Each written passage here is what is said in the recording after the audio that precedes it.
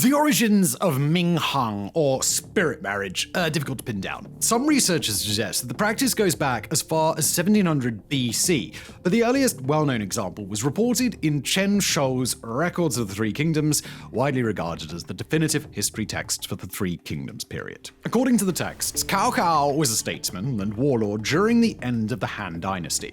He essentially took control of the Han government, allowing his son, Cao Pi, to found the state of Cao Wei and usher in the Three Kingdoms period of China's history. However, Cao Cao had another son, Cao Chong, who died when he was only 12 years old. Cao Chong was buried alongside an unmarried daughter from the Zhen clan who had died decades earlier. He was also posthumously awarded multiple titles such as Chief Cavalry Commandant and the Marquis of Wan. No specific motivation for this action was written, though it is assumed to have similar motives to modern-day ghost weddings. It is a common spiritual belief in China that the dead continue to live out their lives in the netherworld. As part of the yin and yang philosophy, the yin must merge with the yang in order to achieve peace and harmony in the afterlife. Those who die without a partner would be unable to achieve this, and their restless spirits may even bring misfortune to the surviving family members. Beyond that, the living often take steps to make the afterlife easier for deceased relatives. This ranges from burying them with anything that might be useful, be it valuables, a new cell phone, or a wife. The idea of ghost weddings likely grew out of an earlier practice in which the living were buried alongside the dead. In ancient China, wives, concubines, and servants could find themselves being buried alive alongside their husband or master. Eventually, attitudes on this changed, and it was decided that the dead waiting until their wives had continued out the rest of their natural lives probably wasn't going to affect the quality of their afterlife. These living burials largely died off during the Han Dynasty, around the same time as the earliest known instance of ghost weddings. Though we are focusing on the ghost weddings of mainland China, there are a variety of different ways that these weddings occur across various cultures in Asia. For example, in Taiwan, ghost marriages are typically between a deceased woman and a living man. This arrangement has little effect on the man's life, as he is free to marry again. In the event that the man was already married, the deceased woman would retroactively become his first wife. In rare instances, typically only possible when the family is particularly wealthy, a living bride may be found for their deceased son. Unlike the previous example, these women are not allowed to remarry, and they're expected to be celibate. In addition to providing the son with a companion for the afterlife, the woman would live with her deceased husband's family and act as a homemaker and caregiver. Her presence would also allow the family to adopt a grandson, usually a cousin from the father's side of the family. By adopting a son for the ghost wife, this would allow the deceased man's lineage to continue, even if only from a bookkeeping perspective. Of course, the most common type of ghost marriage is between two people who are both dead. If a couple was engaged but were both to suddenly die in an accident, the families could go ahead with the wedding ceremony anyway so that the two could be together in the afterlife. In the event of an engaged couple where only one of them died, the survivor may still choose to go ahead with the wedding. Because these marriages are subject to the gender expectations we mentioned, it is much more common for men to choose this than for women. Weddings in which a couple was engaged but one or both of the parties passed away during the engagement period exist in Western cultures as well, although they tend to be rarer. However, these are not the most common type of ghost weddings in China. Most ghost weddings involve a deceased bride and groom who never met one another. Families may consult with clergymen who act as matchmakers. These matchmakers will utilize horoscopes and other spiritual methods to identify two deceased people as a good match so that they can be paired together in the afterlife. But not every parent seeks outside assistance in finding a bride for their dead son. Some will seek to find a bride on their own, believing that she will reveal herself to the family. Though that sounds like they believe the woman will appear to them in some sort of spiritual or mystical way, these families often employ trickery to attempt to find a living bride. In China, red is the color of good luck and prosperity. The Chinese stock exchange even uses red arrows to indicate upward trends and green arrows to indicate downward trends, the opposite of what you're probably familiar with. Because of red being such a positive color, red envelopes are a traditional gift in China for birthdays, graduations, weddings, and things like that. A gift of a red envelope always contains cash in the form of crisp new bills, and everyone knows this.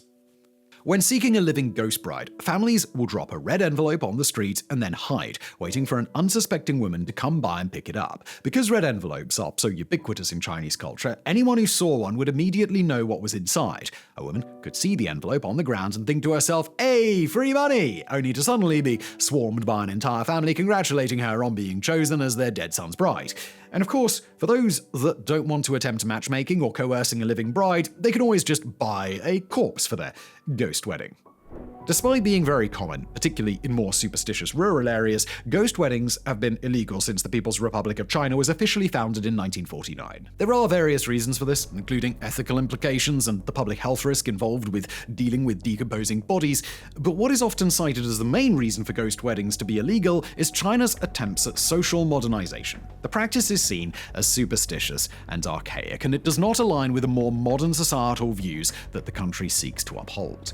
But illegal or not, it also is seen as mostly harmless, and ideally, it should be harmless. Even if it doesn't have any effect in the afterlife, two families choosing to bury their deceased children alongside each other for their own peace of mind shouldn't be that big of a deal. Unfortunately, that only applies when both families are able to consent to the burials. China has a larger male population, with men outnumbering women in all age brackets under 60 years. And just like in most parts of the world, men are more likely to die at a younger age than women thanks to engaging in riskier behaviors, working more dangerous jobs, and making up a higher percentage of substance abuse cases. As a result, there simply aren't enough young female corpses to easily pair them off with young male corpses. This means that not only do families purchase corpses to perform ghost weddings, but those bodies were often obtained by highly illegal means. It probably says a lot that digging up a random person's grave to sell what remains of a decomposing corpse is the least nefarious of the tactics employed, but it is something that happens frequently. In the past decade, Chinese authorities have apprehended multiple networks of grave robbers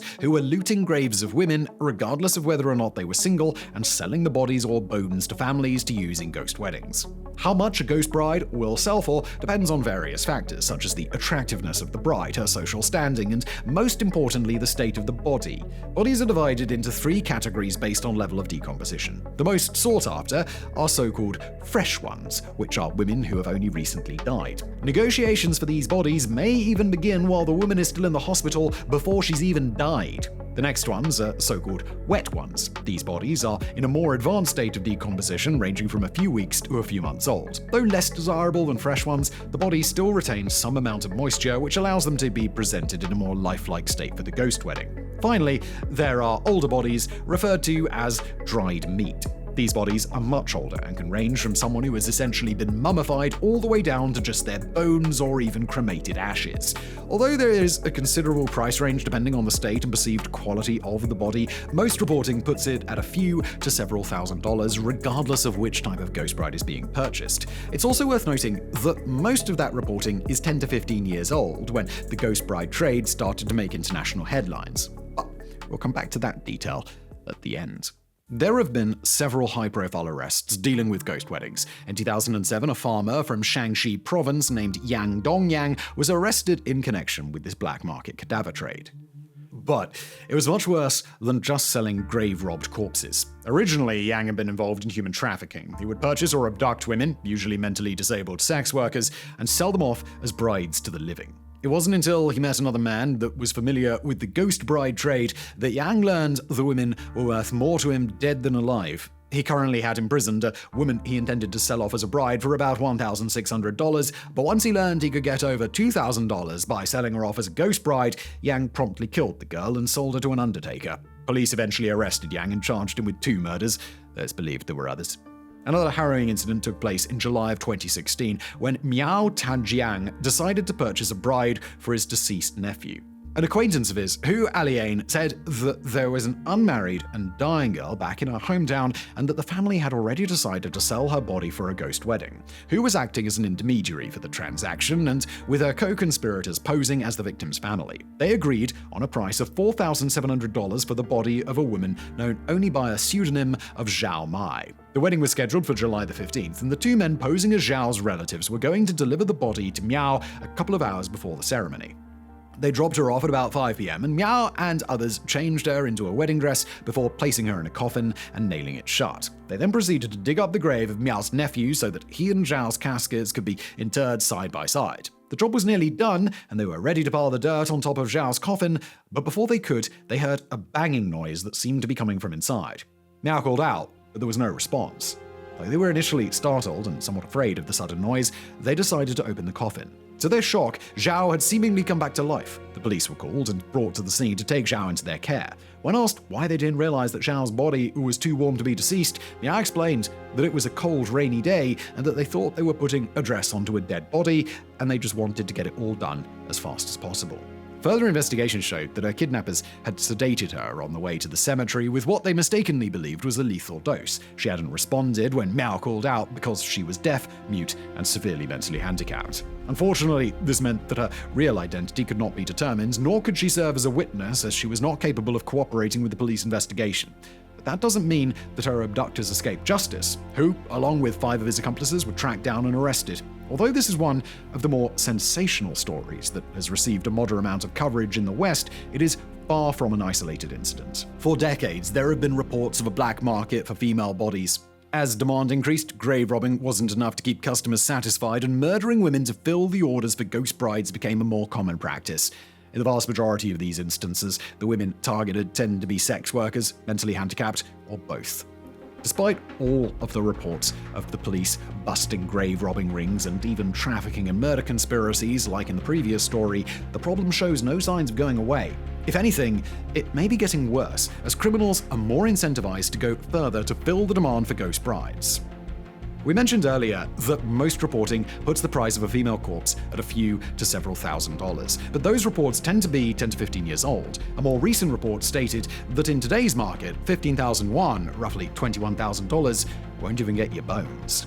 Although some have said that that's just pushing an over-sensationalized narrative, there is some evidence to back it up. After a popular Chinese streamer killed herself live on stream, her ashes were stolen, and the thieves attempted to sell them for $11,000. It's believed that had she not been cremated, her body could have easily sold for 3 times that much or more. While the Chinese government is doing everything they can to continue cracking down on the practice of selling dead bodies, it unfortunately seems as though they have not yet found an adequate solution, and the black market is going to continue to persist for years to come.